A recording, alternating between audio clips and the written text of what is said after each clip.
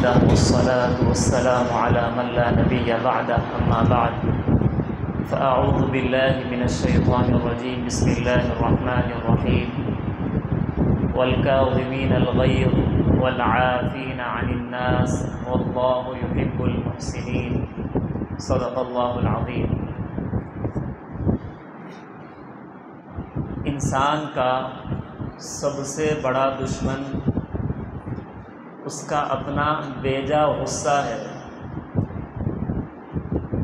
غصہ ایسے ہی ہے جیسے ماچس کی کاڑی ہوتی ہے کہ دوسروں کو جلانے سے پہلے خود جل کر ختم ہو جاتی ہے۔ آدمی کو غصہ ہی نہ آئے یہ شریعت میں مطلوب نہیں ہے۔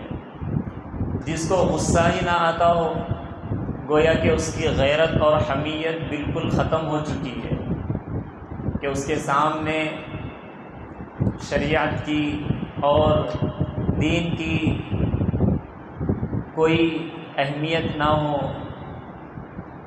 اللہ کی نافرمانی ہوتے ہوئے دیکھے اور پھر بھی خاموش رہے۔ تو شریعت میں جو معتدل غصہ ہے وہ مطلوب بھی ہے کہ دشمنان اسلام کے خلاف آدمی کو غصہ آئے تبھی تو وہ ان سے جہاد کر سکتا ہے۔ اور جو بڑے ذمہ دار ہوتے ہیں، جن کے ماتحت ہوتے ہیں، جن کے ذمے ماتحتوں کی تربیت ہوتی ہے، ان کو غصہ بھی آنا چاہیے۔ بچے والد کی نافرمانی کر رہے ہوں اور اللہ کی نافرمانی کر رہے ہوں اور باپ کو غصہ بھی نہ آئے تو یہ شریعت میں مطلوب نہیں ہے۔ استاد ہیں، شاگرد غلط روش پر چل رہے ہوں اور استاد کو غصہ بھی نہ آئے تو یہ شریعت میں مطلوب نہیں ہے۔ حضرت مولانا یعقوب صاحب نانوتوی رحمۃ اللہ علیہ ایک مرتبہ ایک طالب علم کی پٹائی کر رہے تھے۔ وہ طالب علم روتے ہوئے کہنے لگا، استاد جی اللہ کے واسطے مجھے معاف کر دیجیے۔ تو مولانا یعقوب صاحب نانوتوی رحمۃ اللہ علیہ نے فرمایا کہ میں اللہ کے واسطے ہی تمہیں مار رہا ہوں۔ من اعطى للہ ومنع للہ واحب للہ وابغض للہ فقد استکمل الایمان، کہ جو اللہ ہی کے لیے دیے اور اللہ ہی کے لیے نہ دے اور محبت بھی کرے تو اللہ کے لیے اور بغض بھی رکھے تو اللہ کے لیے، تو جس کے اندر یہ چار علامتیں ہوں گی اس کا ایمان کامل ہے۔ تو غصہ بھی للہیت اور اللہ کے لیے ہے، لیکن جو بیجا غصہ ہے، بات بات پر غصہ آ جانا اور بغیر کسی وجہ کے یا دنیاوی کسی اغراض کی وجہ سے، یہ ایک بہت بڑا سخت مرض ہے جس سے اپنے آپ کو بچانا چاہیے۔ حضرت جعفر بن محمد رحمۃ اللہ علیہ ہیں، وہ فرماتے ہیں الغضب مفتاح کل شر، کہ غصہ ہر برائی کی چابی ہے۔ ساری کی ساری بہت ساری برائیاں یہ غصے کے ذریعے ہی جنم لیتی ہیں۔ ایمانیات سے لے کر آدمی غصے میں کفر بکنا شروع کر دیتا ہے کہ جاؤ ہم شریعت وریت کو نہیں مانتے، ہم علماء کو نہیں مانتے۔ غصے میں آدمی کفریہ باتیں کہہ دیتا ہے۔ غصے کی وجہ سے ہی آدمی کا گھر اجڑ جاتا ہے۔ شوہر کو غصہ آ گیا تو اس نے بیوی کو طلاق دے دیا، باپ کو غصہ آ گیا تو اس نے بیٹے کو مارا اور گھر سے باہر کر دیا، بیٹا اور بھی آوارہ ہو جائے گا۔ بیٹے کو غصہ آ گیا، باپ بوڑھا ہے اس پر اس نے ہاتھ اٹھا دیا، نتیجتاً اس کو باپ کی ہائے لگ گئی تو پھر وہ دنیا اور آخرت میں برباد ہو گیا۔ غصے کی وجہ سے ہی آدمی گالی گلوچ کرتا ہے، اپنی زبان کا غلط استعمال کرتا ہے، ہاتھ بھی اٹھا لیتا ہے، گالی دے دیتا ہے، یہاں تک کہ قتل کی نوبت آ جاتی ہے۔ غصے ہی کی وجہ سے پڑھنے والے بچے اساتذہ کی بے ادبی کر دیتے ہیں، انہیں گھور کر دیکھنا، انہیں جواب دے دینا، تو نتیجتاً وہ علم سے ہمیشہ کے لیے محروم ہو جاتے ہیں۔ سو رہے تھے، نیند میں سے اٹھایا گیا تو غصے میں آ گئے، نہ پڑھنے پر مارا گیا تو غصے میں آ گئے۔ چھوٹی چھوٹی باتوں پر غصہ آ جانا، جس کی وجہ سے آدمی بہت بڑی خیر سے محروم ہو جاتا ہے۔ ایسے ہی تجارت وغیرہ میں مالک ہے، ملازموں پر وہ غصہ کرتا ہے تو ملازم اس کے پاس سے چلے جاتے ہیں، نتیجتاً اس کی تجارت پوری برباد ہو جاتی ہے۔ ملازم ہیں، کام کرنے والے، جاب کرنے والے، تھوڑا سا ان کے مالک نے کچھ انہیں غصہ کر دیا تو بس جاب چھوڑ کے آگے، نوکری چھوڑ کے آگے۔ تو تجارتیں اور ملازمتیں بھی غصے کی وجہ سے آدمی اس سے ہاتھ دھو بیٹھتا ہے۔ عدالتیں آج جو بھری پڑی ہے، جو کیسز چل رہے ہیں، ان میں اکثر ویسے ہی ہے جو غصے کی وجہ سے کہ میں کیسے خاموش بیٹھ سکتا ہوں، میں بھی ان کو جواب دوں گا۔ یہ صرف ضد اور غصے کی وجہ سے ہی عدالتیں بھری ہوئی ہے۔ غصے سے ہی آدمی کے اندر کینہ پیدا ہو جاتا ہے، حسد کرنے لگ جاتا ہے، غیبتیں کرنے لگ جاتا ہے، چغلیاں کرتا ہے۔ غصے کو ہمارے پاس یہاں بہت سارے لوگ کمال سمجھتے ہیں کہ بھئی ان کا غصہ بہت خطرناک ہے، ان سے آپ جو ہے بات چیت کرنے میں احتیاط کیجیے، ان سے معاملہ کرنے میں احتیاط کیجیے۔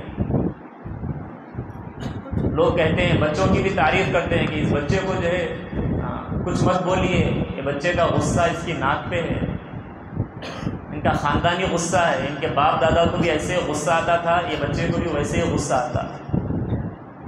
تو یہ تو ایک بیماری ہے، اس کو ختم کرنا چاہیے، لیکن اس کو کمال سمجھتے ہیں۔ غصے میں آدمی جو ہے آپے سے باہر ہو کے چیزوں کا نقصان کر بیٹھتا ہے۔ غصے میں آ کے فون توڑ دیے، غصے میں آ کے گھر کی چیزیں پٹک دیے، برتن توڑ دیے۔ کس کا نقصان ہے اس میں؟ خود اس کا آدمی کا نقصان ہے۔ تو غصے کے ذریعے سے یہ ساری خرابیاں وجود میں آتی ہے۔ یہ غصہ اس قدر خطرناک ہے، اسی لیے حضرت رسول اللہ صلی اللہ علیہ وسلم نے اس کے سلسلے میں تفصیل کے ساتھ علاج بتلایا ہے۔ جیسے آدمی کے پاس کوئی اہم چیز ہو تو وہ آدمی تجوری کے اندر رکھتا ہے اسے، اس کو تالا ڈالتا ہے، پھر اس کے بعد جو کمرہ ہے اس کو بھی جو ہے تالا ڈالتا ہے، پھر باہر کی گیٹ کو تالا ڈالتا ہے، پوری حفاظت کے پورا اہتمام کرتا ہے اس کا۔ اسی لیے اللہ کے نبی صلی اللہ علیہ وسلم نے بھی، چونکہ یہ ایک بہت بڑا مہلک مرض ہے، اس کے بہت سارے علاج اللہ کے نبی نے تجویز فرمائے ہیں۔ سب سے پہلے تو اذا غضب احدکم فلیسکت، کہ جب تم میں سے کسی کو غصہ آ جائے تو وہ خاموش رہ جائے۔ آدمی کا غصہ سیدھا اس کے دماغ میں چڑھتا ہے۔ خاموش بیٹھا ہوا آدمی اگر اس کو غصہ آ جائے تو پہلے بولنا شروع کر دیتا ہے، پھر اس کے بعد اگر بیٹھا ہوا ہے تو اٹھ کے کھڑے ہو جاتا، لیٹا ہوا ہے تو اٹھ کے بیٹھ جاتا، تو اوپر کی طرف بڑھتے رہتا ہے۔ کیونکہ غصہ شیطان کی طرف سے، اور شیطان آگ سے بنا ہوا ہے، اور آگ اوپر کی طرف جاتی ہے، تو یہ غصہ بھی آدمی کا دماغ میں چڑھ جاتا ہے۔ تو اس کا علاج بھی اللہ کے نبی نے اس کے بالکل مخالف تجویز فرمایا کہ آدمی پہلے خاموش ہو جائے۔ اسی لیے اللہ کے نبی صلی اللہ علیہ وسلم نے صدیق اکبر رضی اللہ تعالیٰ عنہ کو دیکھا کہ ایک آدمی آپ کو برا بھلا کہہ رہا ہے، تو اللہ کے نبی ٹھہر کر انہیں دیکھ رہے ہیں اور مسکرا رہے ہیں۔ بہت دیر تک اس کی باتیں سنتے رہے۔ سننے کے بعد حضرت ابوبکر صدیق رضی اللہ تعالیٰ عنہ نے اس کو جواب دے دیا۔ جیسے انہوں نے جواب دیا، اللہ کے نبی وہاں سے چلے گئے، آ کر کہا کہ اللہ کے نبی جب سے وہ مجھے بول رہا تھا آپ ٹھہر کر مسکرا رہے، جب میں نے کچھ جواب دیا اور حق طور پر جواب دیا تو آپ وہاں سے چلے گئے۔ تو اللہ کے نبی نے فرمایا جب تک آپ خاموش ٹھہرے رہے تو ایک فرشتہ آپ کی طرف سے جواب دے رہا تھا، جب آپ نے رد عمل ظاہر کر دیا اور جواب دے دیا تو پھر وہاں پر شیطان آ گیا تھا، اس لیے میں وہاں سے چلا گیا۔ مولانا رومی رحمۃ اللہ علیہ سے ایک آدمی نے آ کر کہا کہ اگر آپ مجھے ایک بولیں گے تو میں آپ کو 10 بولوں گا۔ انہوں نے کہا کہ اگر تم مجھے 100 بھی سناؤ گے تو میں تمہیں ایک بھی نہیں بولوں گا۔ تو آدمی جب غصے میں آ جائے تو خاموش رہے، سب سے پہلا کام خاموش رہنا ہے۔ خاموش رہنے کے بعد پھر بھی اگر آدمی کا غصہ قابو میں نہ آئے تو آدمی اپنی جگہ بدل لے، وہاں سے چلے جائے، ہٹ جائے، اور پھر اس پر بھی قابو میں نہ آئے تو اگر آدمی کھڑا ہوا ہے تو بیٹھ جائے، بیٹھا ہوا ہے تو لیٹ جائے، اگر اس پر بھی نہ ہو تو آدمی وضو کر لے۔ وضو کرنے سے، کیونکہ شیطان کی طرف سے غصہ ہے اور وہ شیطان آگ سے بنا ہوا ہے، اگر اس پر پانی ڈال دیں گے، آپ وضو کر لیں گے تو اس کے ذریعے سے آپ کا غصہ ٹھنڈا ہو جائے گا۔ آدمی کو اپنی حیثیت کسی بھی حال میں بھولنا نہیں چاہیے کہ میری کیا حیثیت ہے۔ اللہ کے نبی صلی اللہ علیہ وسلم راستے سے گزر رہے تھے، ابو مسعود انصاری رضی اللہ تعالیٰ عنہ اپنے غلام کو پیٹ رہے تھے کسی غلطی کی وجہ سے، تو اللہ کے نبی نے انہیں آواز دی اور ان سے کہا کہ جتنا تم اپنے غلام پر طاقت رکھتے ہو، اللہ تبارک و تعالیٰ بھی تم پر اس سے زیادہ طاقت رکھتے ہیں۔ یہ آدمی کو کبھی بھولنا نہیں چاہیے۔ آدمی کو غصہ کس پر آتا ہے؟ جب سامنے والا کمزور ہو تو غصہ آتا ہے۔ اگر دونوں بھی لڑ رہے ہوں، غصہ کر رہے ہوں ایک دوسرے پر، لیکن تیسرا بھی وہاں پر کوئی با اثر آدمی، طاقتور آدمی ہو، تب بھی یہ دونوں نہیں جھگڑیں گے۔ جیسے طلبہ ہی ہیں، استاد اگر بیٹھے ہوئے ہوں تو دونوں طالب علم چاہے کتنے ہی طاقتور ہوں، خاموش اپنی جگہ بیٹھے ہوئے رہیں گے کیونکہ استاد بیٹھے ہوئے ہیں۔ ایک جگہ ہاتھی بہت زیادہ سرکشی کر رہا تھا، بہت زیادہ اچھل کود کر رہا تھا، لوگوں کو نقصان پہنچا رہا تھا، لوگ اس کو قابو نہیں کر پائے، تو ہاتھی کے مالک نے بھی اجازت دے دی کہ ٹھیک ہے اس کو گولی مار دو، اس کو ختم کر دو۔ لیکن ایک پرانا تجربے کار شکاری وہاں پر موجود تھا، اس نے کہا کہ آپ لوگ اسے گولی مت مارو، ایک پنجرے میں بڑا شیر لے کر آؤ۔ جیسے ہی پنجرے میں شیر کو لایا گیا اور لا کر ہاتھی کے سامنے اس کو کھڑا کر دیا گیا تو وہ ہاتھی بالکل خاموش کھڑا ہو گیا، جتنا اچھل کود کر رہا تھا وہ سب ختم ہو گیا۔ تو جیسے ہی اپنے سے زیادہ طاقتور اس کے سامنے آ گیا تو پھر اس کا غصہ ٹھنڈا ہو گیا۔ ٹھیک یہی حال ہوتا ہے، آدمی اگر اپنی اوقات کو ہمیشہ مستحضر رکھے تو پھر آدمی کو غصہ قابو کرنے میں سہولت ہوتی ہے، آسانی ہوتی ہے، ورنہ آدمی اپنے آپ کو دوسرے سے اچھا سمجھیں گا، طاقتور سمجھیں گا، تو چلتے ہوئے اگر کسی کمزور کا پیر بھی اس کو لگ جائے گا نا تو وہ اس پر غصہ ہو جائے گا کہ دیکھ کر نہیں چل سکتا، اس پر بھی غصہ ہو جائے گا کیونکہ کمزور ہے۔ اور اس کے بجائے اگر کوئی پہلوان جا رہا تھا اور اس نے اس کو ایک لات بھی مار کر چلا گیا تو پلٹ کر دیکھے گا پہلوان ہے، مسکرا کر خاموش پڑ جائے گا، کچھ کر نہیں سکیں گے۔ غصہ بھی ہے تو آدمی اس کو پی لیتا ہے۔ اسی لیے اکابر کی زندگیوں کو اگر دیکھا جائے تو وہ چونکہ ہمیشہ اپنی حیثیت کو مد نظر رکھتے تھے تو ان کا غصہ قابو میں رہتا تھا۔ حضرت شعبی رحمۃ اللہ علیہ ہیں، انہیں ایک شخص برا بھلا کہنے لگا تو خاموش سنتے رہے۔ اس کے بعد انہوں نے جواب دیا کہ اگر آپ اپنی بات میں سچے ہیں تو اللہ مجھے معاف کر دے، اگر آپ اپنی بات میں جھوٹے ہیں، آپ مجھ پر جھوٹی باتیں کہہ رہے ہیں تو اللہ آپ کو معاف کر دے۔ بس بات ختم ہو گئی، اتنی سی بات ہے۔ حضرت سلمان فارسی رضی اللہ تعالیٰ عنہ ہیں، انہیں بھی ایک شخص آ کر برا بھلا کہنے لگا تو وہ سنتے رہے۔ اس کے بعد انہوں نے جواب دیا کہ کل قیامت کے دن اگر میرا نیکیوں کا پلڑا بھاری ہو جائے گا، وزنی ہو جائے گا، تو مجھے تمہاری گالیوں کا کوئی اثر نہیں ہوگا، اس کی کوئی مجھے تکلیف نہیں ہے۔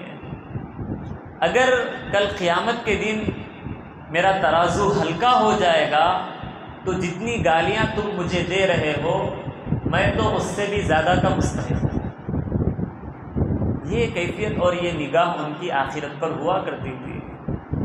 حضرت امام اعظم ابو حنیفہ رحمۃ اللہ علیہ، امام اعظم جنہیں کہا جاتا ہے، جن کی زندگی میں 40 سال ایسے گزر گئے کہ عشاء کی نماز کے لیے جو وضو کیے ہیں اسی سے انہوں نے فجر کی نماز ادا کی ہے، ساری رات اللہ کی عبادت میں، علم کے حصول میں انہوں نے گزار دی ہے۔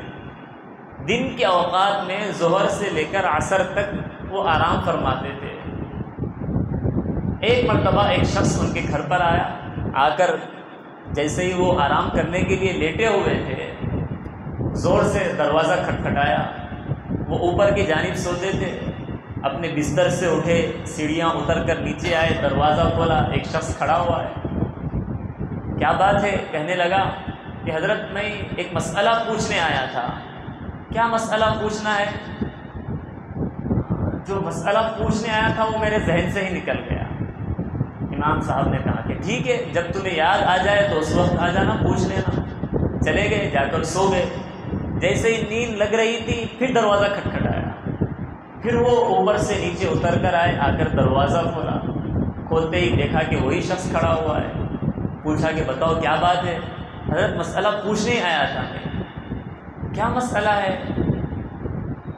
جیسے ہی آپ سیڑھیاں اتر رہے تھے اسی وقت میرا ذہن سے نکل گیا، ورنہ مجھے مسئلہ یاد آ گیا تھا۔ کیسے آدمی کی حالت ہونی چاہیے اس وقت میں۔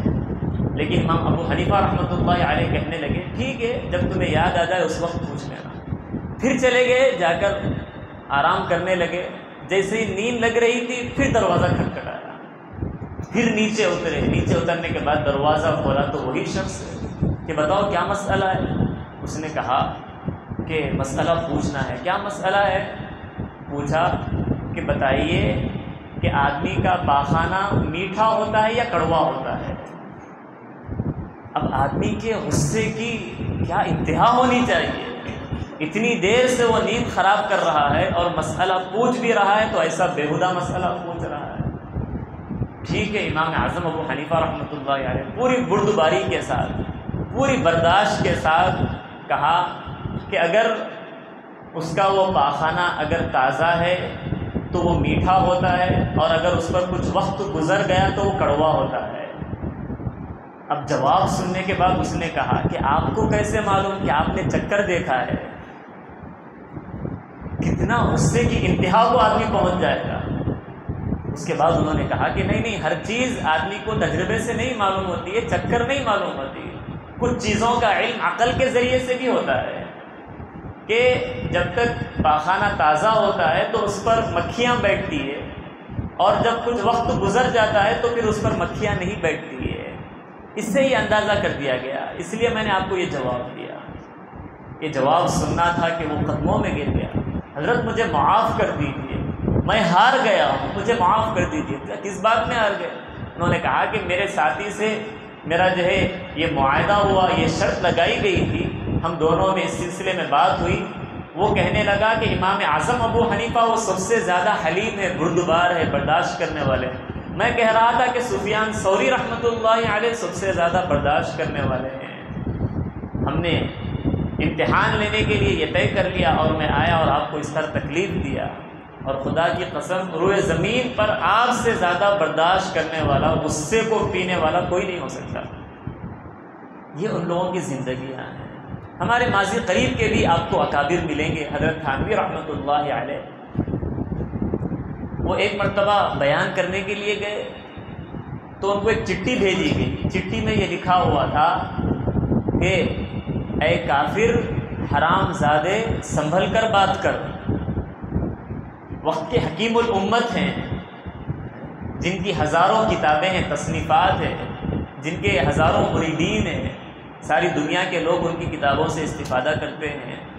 ان سے جب یہ کہا گیا تو انہوں نے چٹھی لی اور سارے مجمع میں پڑھا کہ چٹھی آئی ہے، کسی نے کہا کہ اے کافر، حرام زادے، سنبھل کر بات کر۔ اس نے کافر کہا ٹھیک ہے، چلو میں ابھی کلمہ پڑھ لیتا ہوں، لا الہ الا اللہ محمد الرسول اللہ، اب تو میں ایمان والا ہو گیا، اور یہ مجھے حرام زادہ کہہ رہا ہے۔ اتفاق سے یہاں بیان میں ہی میرے والدین کا جب نکاح ہو رہا تھا اس وقت جو دو گواہ تھے وہ یہاں پر موجود ہیں، ان سے بھی معلوم کر لے سکتے ہیں کہ میں نکاح کے ذریعے ہی میری ولادت ہوئی ہے، کوئی حرام طریقے سے میری ولادت نہیں ہوئی ہے۔ اس کے بعد کہا کہ تیسرا جو جملہ ہے سنبھل کر بات کرو، تو میں کوئی چندہ مانگنے کے لیے نہیں آیا، اور نہ مجھ سے جو ہے کوئی لوگوں سے غرض مطلوب ہے، تو جو بات حق ہوگی وہ میں ضرور بیان کروں گا۔ تو یہ اس طرح ان کے اندر حلم اور بردباری تھی۔ جس کی وجہ سے اللہ تبارک و تعالیٰ نے ان کو بڑے بڑے مقامات عطا فرمائے ہیں۔ آدمی اپنی اوقات کو نہ بھولے۔ عرب کے بالکل دیہاتی سے دیہاتی لوگ بھی، ان کے سامنے جب بھی کبھی وہ لوگ جھگڑا کرتے ہیں، آپس میں لڑائی جھگڑا ہوگا، تو اگر کوئی تیسرا آدمی کہہ دے یا شیخ صلی علی محمد، درود پڑھو اللہ کے نبی صلی اللہ علیہ وسلم پر، جیسے ہی نبی کا نام لیا جائے تو وہ چاہے کتنا بھی غصے کے اندر ہو فوراً سے ٹھنڈا ہو جائے گا اور صلی اللہ علیہ وسلم صلی اللہ علیہ وسلم، سارا جھگڑا چھوڑ دیں گے وہ لوگ۔ ایسے ان کے اندر ایمانی قوت ہے۔ یہاں پر جھگڑے کے وقت میں اللہ کا واسطہ دے، سمجھائے، غصہ پینے کے لیے کہا جائے، لیکن آدمی کے اندر وہ ایمانی قوت نہیں کہ جس کی وجہ سے وہ اپنے غصے کو ضبط کر لے۔ جو جتنا کمزور ہوتا ہے اس کو اتنا ہی غصہ آتا ہے۔ عام طور پر یہ سمجھا جاتا ہے کہ ماشاء اللہ یہ اس کو غصہ آ رہا ہے، بڑا طاقتور ہے۔ ایسا نہیں ہے۔ جو کمزور ہوتا ہے اس کو غصہ زیادہ آتا ہے، عورتوں کو غصہ زیادہ آتا ہے، بوڑھوں کو غصہ زیادہ آتا ہے۔ بوڑھے میاں ہیں، درجے کی بات پہ غصہ ہوتے رہتے ہوں، ایسی طرح غصہ زیادہ آ رہا تو سمجھ لینا۔ اس لیے حدیث پاک میں فرمایا گیا لیس الشدید بالسرعۃ انما الشدید الذی یملک نفسہ عند الغضب۔ غصے کے وقت میں اپنے غصے کو قابو کر لینا، یہ اصل میں پہلوانی ہے۔ غصے کی انتہا شرمندگی ہے۔ بس آدمی کی نیند نہیں پوری ہوتی، اس وجہ سے کبھی غصہ آ جاتا ہے۔ وقت پر سونا چاہیے، وقت پر اٹھنا چاہیے، ہر کام اپنے وقت پر کرنا چاہیے۔ کام وقت پر نہیں کیے، کام کا بہت زیادہ دماغ پہ سوار ہو گیا تو اب بات پر غصہ آئے گا، چڑچڑاپن آئے گا۔ تو اسی لیے شریعت کی جو تعلیمات ہے اس کے مطابق زندگی گزاریں گے تو آدمی کی صحت بھی درست رہیں گی اور اخلاق بھی درست رہیں گے۔ کل قیامت کے دن اللہ تبارک و تعالیٰ بہت زیادہ نوازتے ہیں۔ ساری مخلوق کے سامنے اللہ تبارک و تعالیٰ بلاتے ہیں ایسے شخص کو، اور بلا کر کہتے ہیں کہ جتنی بھی حوریں چاہیے اس میں سے تم انتخاب کر لو، کیونکہ دنیا میں اپنے غصے کو لاگو کرنے پر بالکل اسے پوری قدرت حاصل تھی، لیکن اس کے باوجود اس نے اپنا غصہ نہیں نکالا ہے اور اپنے غصے کو قابو میں کر لیا ہے۔ تو اللہ تبارک و تعالیٰ اسے یہ انعام عطا فرماتے ہیں۔ غصے کے ذریعے سے کوئی مسئلہ حل نہیں ہوتا، نرمی کے ذریعے سے ہی حل ہوتا ہے۔ تو اسی لیے نرمی اختیار کرنا چاہیے۔ اللہ کے نبی صلی اللہ علیہ وسلم دعا مانگا کرتے تھے، اللہم اغننی بالعلم وزینی بالحلم، کہ اے اللہ مجھے علم کے ذریعے سے مستغنی کر دیجئے، بے نیاز کر دیجئے، اور مجھے حلم کے ذریعے سے زینت بخش دیجئے۔ آدمی کے اندر وقار پیدا ہونا یہ اس کے لیے زینت ہے۔ صرف علم کافی نہیں ہوگا، حلم اور بردباری بھی پیدا کرنا ہے۔ غصہ بہت زیادہ بے قابو رہتا ہے تو ان کے لیے اللہ کے نبی صلی اللہ علیہ وسلم نے دعا سکھلائی ہے، اس دعا کا اہتمام کرنا چاہیے۔ اللہم رب النبی محمد اغفر لی ذنبی واذہب غیظ قلبی واجرنی من مضلات الفتن۔ اس دعا کا اہتمام کرنے سے آدمی کا غصہ قابو میں آ جاتا ہے۔ اللہ تبارک و تعالی ہم سب کو اخلاق حسنہ سے مزین فرمائے اور ہم سب کی اخلاق رذیلہ سے حفاظت فرمائے۔ آمین۔ وآخر دعوانا ان الحمد للہ رب العالمین۔